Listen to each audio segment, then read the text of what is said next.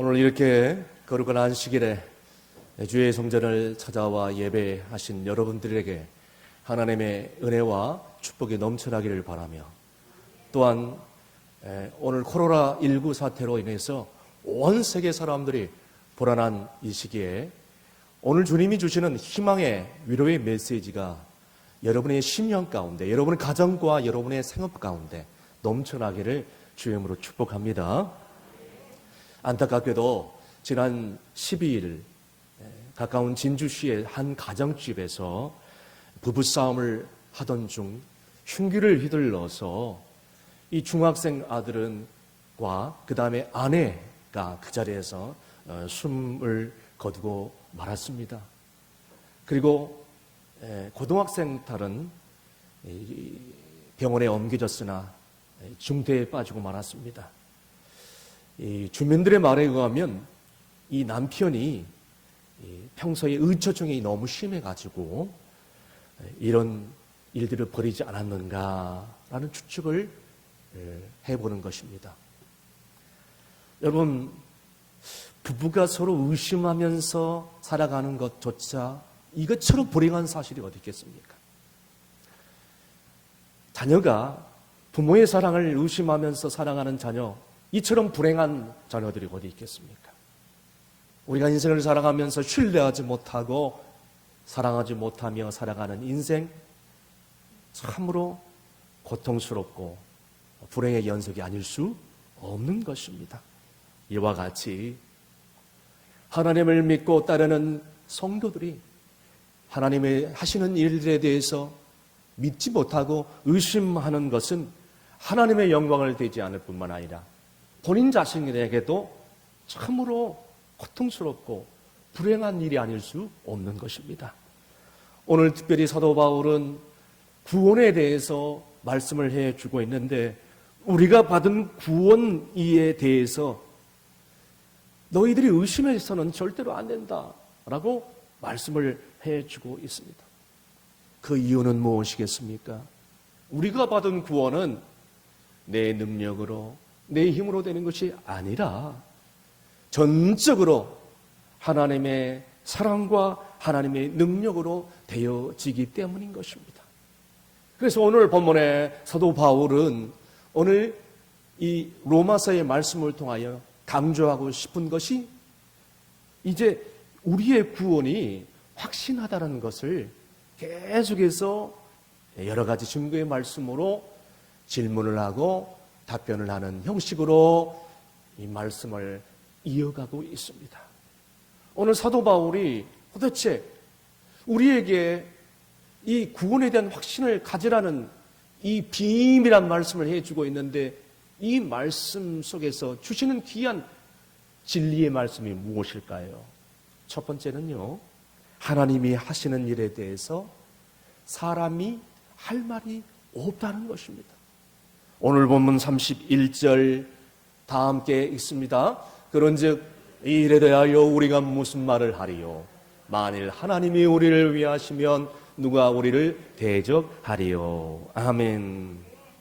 이 말씀은 인간의 가장 큰 문제인 구원받는 문제에 대해서 사도 바울은 로마서 1장부터 8장까지 계속해서 상세하게 설명하고 있기 때문에 본장에도 말씀을 해주고 있는데 더 이상 구체적인 설명이 필요 없다는 겁니다. 이 일에 대해서 무슨 말을 하리요? 무슨 뜻입니까?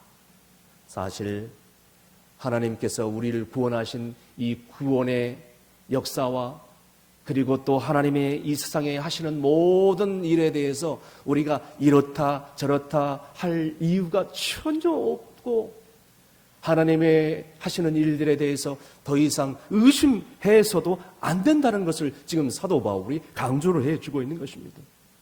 그런데 수많은 사람들이 하나님을 믿으면, 예수를 믿으면, 교회를 나가면 만사 형통되어지고 모든 일이 다 수술 잘 되고 복을 받아야 되는 것이다 라고 착각을 하고 있는 것입니다.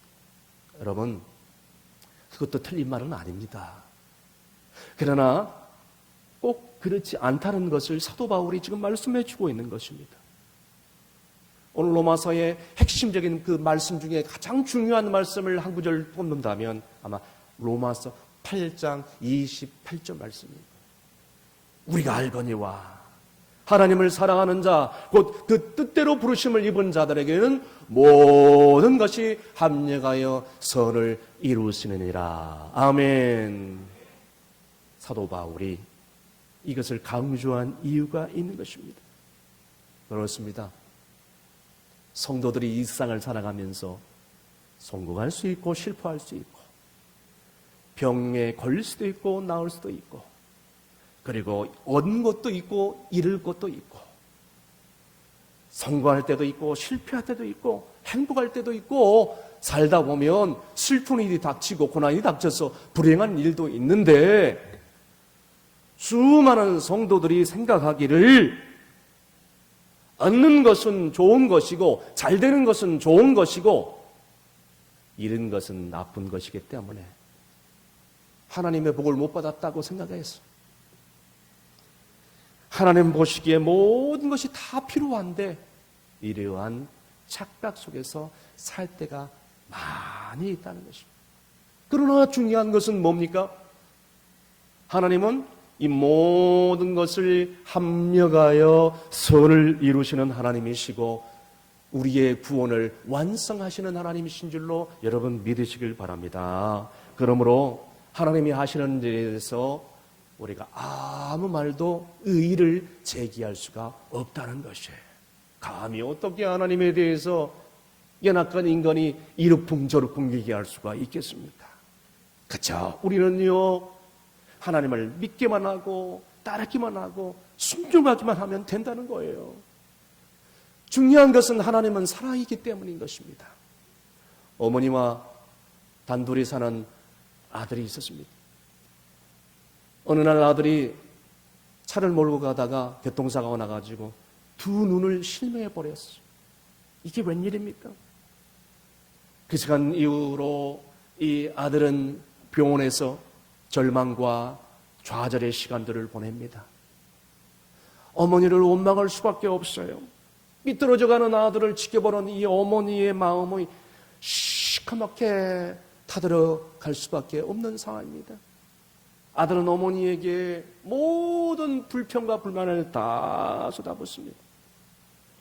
자기 아들을 자기 자신보다 더 사랑했던 어머니가 이렇게 좌절과 무너져가는 이 아들을 병원에서 지켜보니 그의 마음이 어떻겠습니까? 이 두 눈을 잃어버린 이 아들 이제 이식하지 않으면 누가 이 눈을 기증해 주지 않으면 볼 수가 없는 평생 시각장애인으로 살 수밖에 없는 불행에 빠졌습니다. 그런데 이게 웬일입니까? 기쁜 소식이 들려왔습니다. 누가 이 아들에게 눈을 기증한다는 소식이었습니다. 한쪽 눈으로 뭘 하겠느냐고 어머니를 향하여 계속해서 불평과 불명을 다 쏟아붓고 있던 이 아들을 어머니는 묵묵하게 쳐다볼 수밖에 없었습니다. 그리고 드디어 수술에 들어갔습니다. 마침내 수술은 성공적으로 끝났고 이 아들은 한쪽 눈을 이식받을 수 있었습니다. 그런데 이게 웬일입니까? 이 아들이 한쪽 눈 이식 수술을 받고 한쪽 눈을 뜨는 순간 이 아들은 오열할 수밖에 없었습니다. 눈을 뜨고 옆에 침대를 바라보는데 어머니가 한쪽 눈을 잃어버린 상태에서 누워 있는 것이었습니다. 어머니의 눈과 한쪽 눈과 아들의 한쪽 눈이 서로 마주하는 순간 그 병실은 울음바다가 될 수밖에 없었어요. 아들에게 한쪽 눈을 기증한 사람은 바로 이 아들을 사랑했던 어머니였어요. 어머니는 눈물을 흐르면서 이 아들을 쳐다보면서 얘기합니다. 아들아, 미안하다. 내가 두 눈을 너에게 주고 싶은데 두 눈을 잃어버리고 이렇게 앞 못 보고 살다가 또 이게 짐이 될까봐 걱정이 되었어요. 내가 이렇게 할 수밖에 없었다. 나를 용서해라. 이 어미를 용서해라. 이 어머니의 통곡의 소리를 듣는 순간 이 아들은 또 처절하게 오열할 수밖에 없었어요. 여러분, 하나님은 당신 자신을 너무너무 자기보다 사랑한 우리를 위해서 독생자를 아낌없이 우리 가운데 보내주셨어요. 이게 하나님의 사랑입니다. 할렐루야. 이 사랑이 우리를 살게 해주셨어요. 이 사랑이 여기까지 오게 했어요. 그래서 로마서의 5장 8절 말씀에 우리를 구원하시기 위해서 그리스도 예수 독생자를 우리에게 주기까지 그분의 사랑을 우리에게 확증하셨느니라. 할렐루야.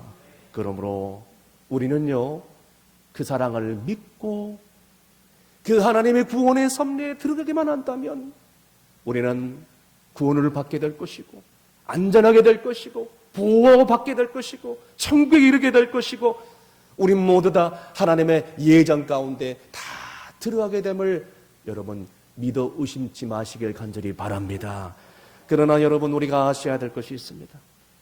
성경은 이렇게 하나님의 사랑 가운데 우리가 있다고 그리스도의 삶이 쉽지가 않다고 얘기를 해주고 있습니다.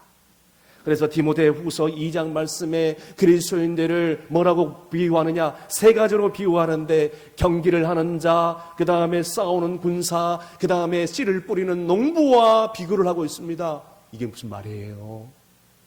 예수를 믿는다고, 하나님의 사랑을 안다고, 여러분, 우리의 인생이 호락호락하지가 않다는 거예요. 여러분, 이와 같이 우리가 어렵게 세상을 살지만 여러분, 우리가 중요한 것은 우리를 위하여 함께 하시고 우리를 도와주시고 우리를 함께 하시고 우리를 인도하시는 그분이 함께 하시면 우리는 승리를 누리게 될 것이고, 또 우리의 삶 가운데 어떤 고난과 환난이 올지라도 우리의 구원은 확실하다는 사실을 여러분 의심하지 마시길 주의 이름으로 축복합니다. 두 번째, 하나님께서 우리에게 필요한 은사를 주셨다는 것입니다.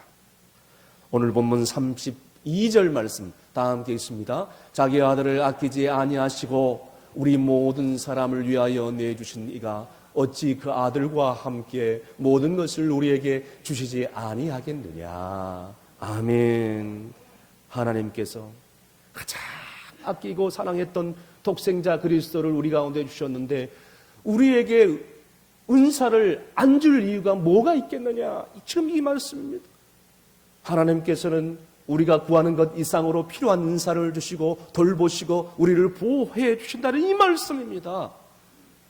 여러분, 시골에 명절에 가면은 이 사위가 장인 장모를 보면 아주 큰 소리 뻥뻥 칠 때가 있습니다. 처갓집에 가가지고 당당하게 씨암탉 한 마리 잡아달라고 이렇게 얘기를 할 때가 있습니다. 여러분, 사위가 씨암탉 한 마리 잡아달라고 얘기했을 때 이 음식을 주지 않는 장인 장모가 어디 있겠습니까? 아주 당당하게 얘기합니다. 그 이유가 무엇이겠습니까? 장인 장모가 가장 사랑했던, 지금까지 나 길러줬던 사랑하는 딸을 줬는데 그까짓 씨암탉 주지 않을 이유가 뭐가 있겠어요? 그것보다 더 좋은 것도 다 주지 않겠어요? 마찬가지예요. 하나님께서 우리에게 말씀하고 있는 것은 오늘 로마서에서 내가 너희를 위해서 독생자를 아낌없이 다 주었는데 그것보다 더 열등한 것을 내가 왜 주지 못하겠느냐. 중요한 것은 너희들이 나에게 구하라. 지금 이렇게 되묻고 있는 것이에요. 사랑하는 성도 여러분, 하나님께서는 우리에게 귀한 은사를 주셨고 필요한 것을 주신 줄로 믿습니다. 반면에 우리에게 필요 없는 것들을 다 하나씩 하나씩 거두어 가셔요. 그게 하나님 사랑이기 때문에.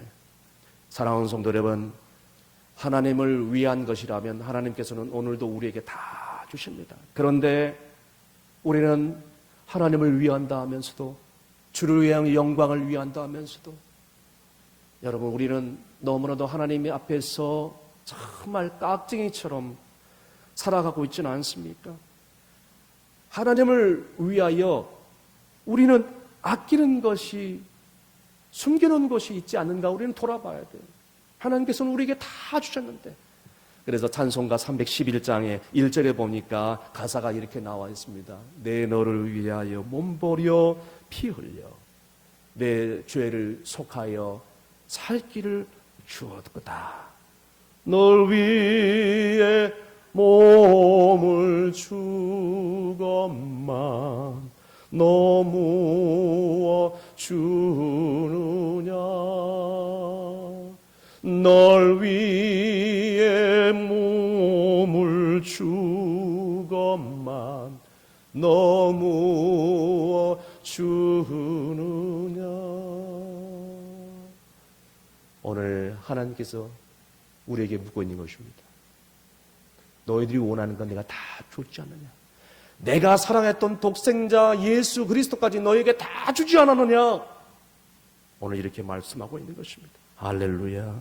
하나님은 우리 구원을 위해서 독생자 예수 그리스도를 우리 가운데 보내주셨고, 그뿐만이 아니라 오늘도 우리를 보호하시고 우리를 인도하시고 우리를 외롭지 않게 하기 위해서 보혜사 성령님을 우리 가운데 보내주셨고, 성도의 생활과 교회를 위해서 오늘도 끊임없이 모든 은사를 주시는 분이 바로 우리 하나님이신 줄로 여러분 믿으시길 바랍니다. 그러므로 우리는 그저 밤낮으로 감사할 수밖에 없는 거예요. 감사, 감사, 감사. 이것이 우리의 고백이 될 수 있기를 간절히 바랍니다. 마지막으로, 아무도 하나님의 자녀, 하나님의 백성을 고소할 수 없다라고 오늘 본문의 말씀을 해주고 있습니다. 오늘 본문 33절에서 34절까지 말씀 다 함께 읽습니다. 누가 능히 하나님께 택하신 자들을 고발하리요. 의롭다 하시느냐는 하나님이시니 누가 정죄하리요. 죽으실 뿐만 아니라 다시 살아나신 이는 그리스도 예수시니 그는 하나님 우편에 계신 자요 우리를 위하여 간구하시는 자시니라. 아멘. 여러분, 여기서 고발한다는 뜻은 여러분 사전을 찾아보니까 사람이 불법을 저질리고 잘못을 저지르고 법을 어겼을 때에 그 사실을 다 기록하여 고소한다라는 뜻을 가지고 있습니다. 여러분, 우리는 과거에 죄인이었으나 하나님의 은총으로 말미암아 우리는 의인이라는 칭호를 받게 되었습니다. 이거는 전적으로 하나님의 선물인 것입니다. 예수 그리스도께서 우리를 위하여 죽으심으로 받은 선물인 것이죠. 그러나 과거뿐만 아니라 너는 지금도 그리고 앞으로도 죄를 짓고 있다라고 고발하는 이가 있습니다. 누구인지 아시죠? 사탄입니다. 오늘도 사탄은 우리 가운데 늘 고발을 하고 있어요. 사탄 마귀는 오늘도 하나님 앞에 서서 우리를 고발하는데, 과거에 이 사람은 죄 지은 사람뿐만 아니라 지금도 죄를 짓고, 성도임에도 불구하고 예수를 믿는 사람에도 불구하고 성도다운 생활을 하지 못한다고 오늘도 끊임없이 하나님을 향하여 우리를 고발하고 있어, 고소하고 있는 그런 존재인 것입니다. 여러분, 우리 솔직하게 한번 얘기해 볼까요? 우리 과거의 모습 어땠습니까? 우리의 과거의 모습 한번 돌아보십시다. 우리는 하나님 앞에서 전적인 죄인이었어요. 하나님 자녀답게 살지 못했고 우상을 숭배했고, 또 하나님 말씀 앞에 불법을 저지르고 불순종하면서 살아왔던 우리 삶이 아니지 않습니까? 우리는 죄인 중에 죄인이요 괴수 중에 괴수였어요. 사도 바울이 고백한 것처럼 우리는 과거에 이러한 존재였다는 것을 우리는 의심치 않습니다. 인정을 해야 돼요.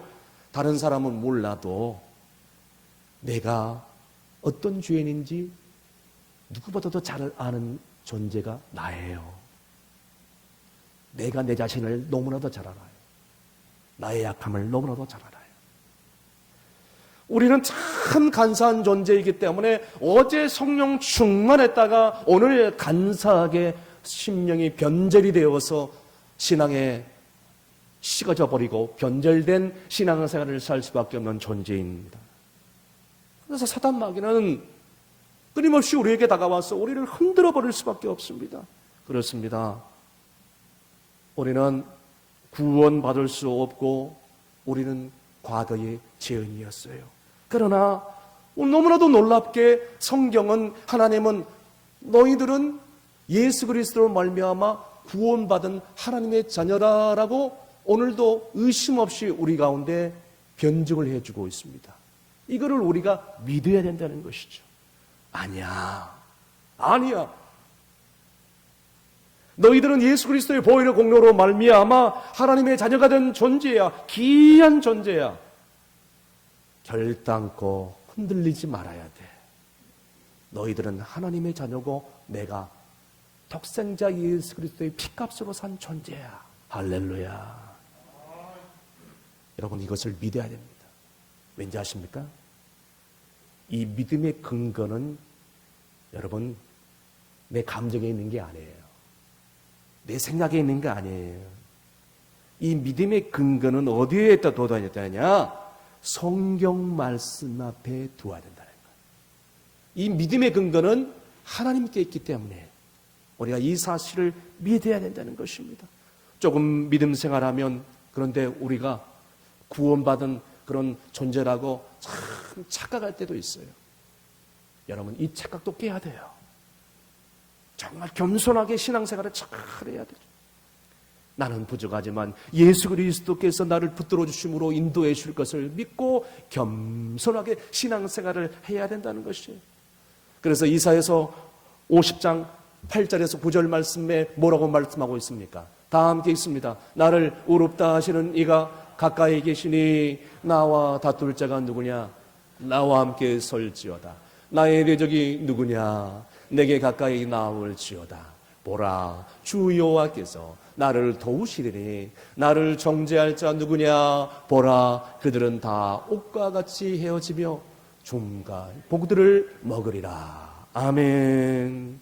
하나님은 우리를 의롭다 하시고 우리를 그냥 여기서 끝내지 않고 그냥 내버려두지 않고 너 마음대로 살아라라고 얘기하지 않습니다.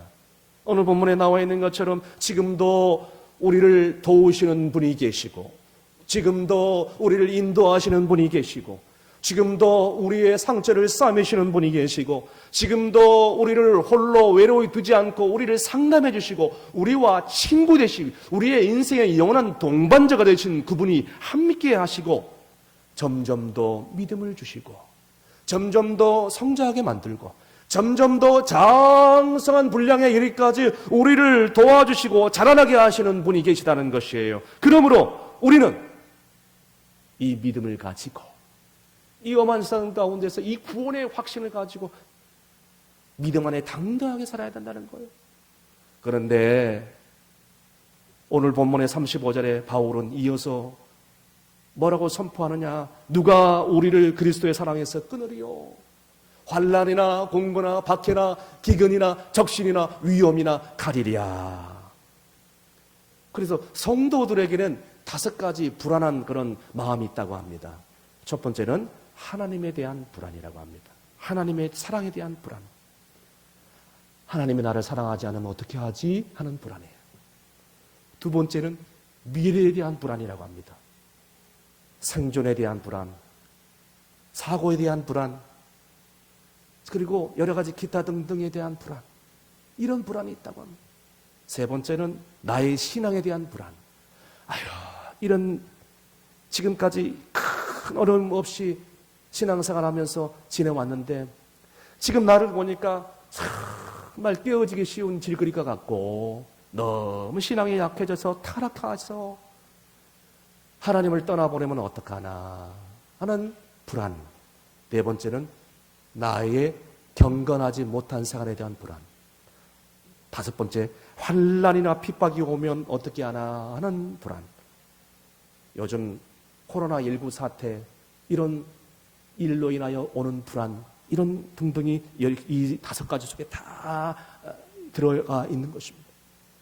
여러분, 이러한 불안들이요, 우리를 항상 하나님 사랑 가운데 멀어지게 만들어요. 끊어버리게 만들어요. 그리고 하나님을 예배하지 못하게 만듭니다. 그래서 하나님의 사랑이 멀어져서 이제는 우리를 괴롭히게 만들어요. 이 5가지 불안이. 여러분, 보세요. 우리 인간이잖아요. 불안한 일이 발생했는데 나는 불안하지 않아요, 나는 성령 충만해요, 이렇게 위장할 필요가 없다고 생각합니다. 왜요? 인간인데. 그러나 우리가 잊지 말아야 될 것은 이런 불안한 감정을 속이지 말고 정직하게, 그래, 이 불안 뒤에는 하나님이 함께 계시지. 그래, 그 불안으로 인하여서 또 다른 은혜가 있겠지. 이런 믿음이 있어야 된다는 거예요. 바로 이게 사도 바울이 강조하고 있는 오늘 진리의 말씀인 거예요. 너희가 왜 두려워하느냐? 누가 우리를 그리스도 사랑에서 끊을 수 있으리요? 방금 읽은 말씀에도 환난이나 공고이나 핍박이나 사망이나 기근이나 적신이나 위험이나 그리스도에게 우리를 끊을 자가 누가 있으리요? 할렐루야. 실제로 이러한 일들이 로마 역사 가운데 일어났다고 합니다. 그 당시에 예수를 믿으면 핍박이 옵니다. 예수를 믿으면 죽음이 따라옵니다. 예수를 부인하지 않으면 살 길이 없을 때입니다. 그 당시에 기독교인들은 이러한 신앙을 가지고 있었어요. 결국에는 이걸 피하여서 지하묘지 카타콤이라는 곳에 숨어 들어갈 수밖에 없었어요. 잡히면 로마 경기장에 수많은 사람들이 보는 앞에서 사자의 밥이 될 수밖에 없었습니다. 예수를 믿을 때 불같은 시험 다가오고 예수를 부인할 때는 죽을 수밖에 없는 게 로마 시대를 사는 성도들의 삶일 수밖에 없었습니다. 여러분, 이런 삶 가운데 이런 핍박이 우리를 하나님의 사랑에서 끊을 수 없다라는 거에 지금 사도 바울의 고백이고 하나님께서 우리에게 던져주고 있는 오늘날 이 시간 주시는 메시지예요. 여러분, 기독교 역사에 우리 신앙의 선배들은 이렇게 살았어요. 고난과 핍박이 오면 로마의 박해가 극심할 때도 성도들은 그 박해를 피해서 카타콤, 지하 성도들을 굴로 돌아가서 그곳에서도 하나님을 예배했어요. 북한군과 중공군이 몰려올 때도 그들은 가정 속에 들어가서 소수의 사람들이 모여 가정 예배를 했고 또 지하교회를 구축하여 하나님을 예배했어요. 6.25 전쟁이 일어날 때도 우리 신앙의 선배들은 단 한 번도 예배를 중단한 적이 없어요. 그때가 성도들에게 있어서 너무 성령 충만한 때였어요. 그래서 오늘 사도 바울은 고린도전서 15장 58절 말씀에 강력하게 오늘날을 살아가는 성도들에게 던져주고 있는 메시지가 있는 것입니다. 15장 58절 말씀에 뭐라고 얘기하고 있습니까? 다 함께 읽습니다. 그러므로 내 사랑하는 형제들아 견실하며 흔들리지 말며 항상 주의 일에 더욱 힘쓰는 자들이 되라. 이는 너희 수고가 주 안에서 헛되지 않은 줄 알미라. 아멘. 사랑하는 성도 여러분, 하나님의 사랑, 그리스도의 사랑 내가 안다고 해서 체험했다고 해서 우리가 너무너무 안일하게 세상 사람들처럼 살아갈 수 없는 것입니다. 오히려 오늘 방금 읽은 말씀처럼 이 세상이 흔들리고 또 여러 가지 혼란한 그런 시기가 다가올지라도 오늘 말씀에 나와 있는 것처럼 구원의 확신을 가지고 편안한 마음으로 감사하면서 더욱더 주의 이름 쓰며 하나님만을 예배하며 또 그리스도의 향기를 바라고 그리스도의 편지가 되는 성도가 될 수 있어야 될 줄로 믿습니다. 말씀의 결론을 내립니다. 수많은 인간들을 연구한 인간 학자들이 평가하기를 인간은 연약한 존재다. 인간은 약하다. 그렇습니다. 인간은 약한 존재일 수밖에 없습니다. 틀린 말이 아닙니다. 그러나 이런 약한 인간들을, 그리고 이런 약한 성도들을 도우시는 분이 계시니 그분은 우리 하나님, 우리 성령님 예수 그리스도인 줄로 믿습니다. 믿는 성도들이 그분과 함께 살아간다면 그분은, 우리 하나님은, 성령님은 우리를 끝까지 도와주시고 보호해 주실 줄로 믿습니다. 하나님은 분명하게 우리가 구하는 은사 필요 이상으로 주를 위하여, 교회를 위하여, 복음을 위하여 쓰겠다가 강구하면 하나님께서는 반드시 물 붓듯이 부어주신 줄로 믿습니다. 사단 마귀가 우리 주변에 서성거리면서 하나님 앞에서 우리를 위하여 우리의 과거와 우리의 현재 죄를 끄집어내면서 고발한다 할지라도 하나님은 우리를 보호하시고 오늘도 우리와 함께 하시고 사단 마귀를 위시하여 아무도 우리를 고발할 수 없다라고 말씀을 해주고 있습니다.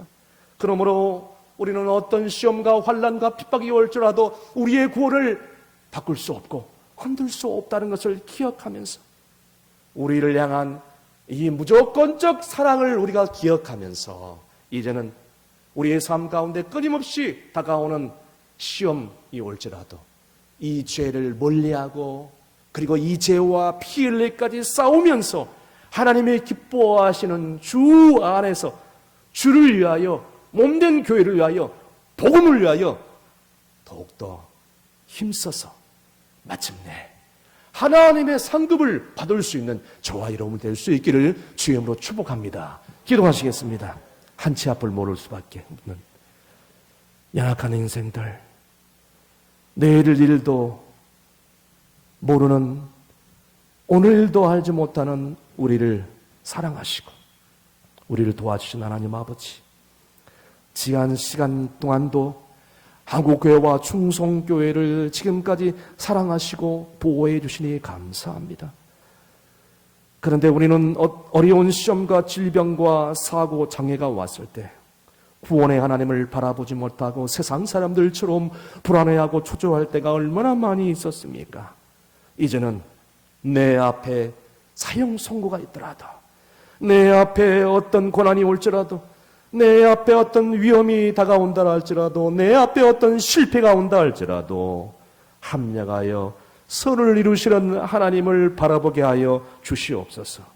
코로나19 사태로 인해서 온 세계 사람들이 두려움에 사로잡힌 이때에 하나님의 말씀에 귀를 기울이게 하여 주시옵시고, 이 코로나 바이러스보다 더 이기적인 삶, 음란과 탐욕, 죄 짓는 일, 이것들이 더 무서운 전염병이라는 것을 깨닫고 속히 어둠의 일을 다 벗어버리고 하나님의 갑옷을 입고 하나님의 자녀답게 살아갈 수 있도록 도와주옵소서.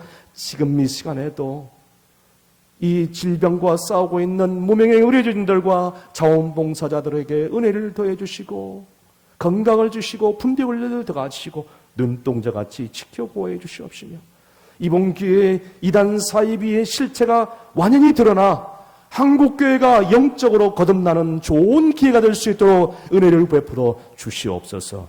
믿사오며 예수님의 이름으로 기도합나이다. 아멘.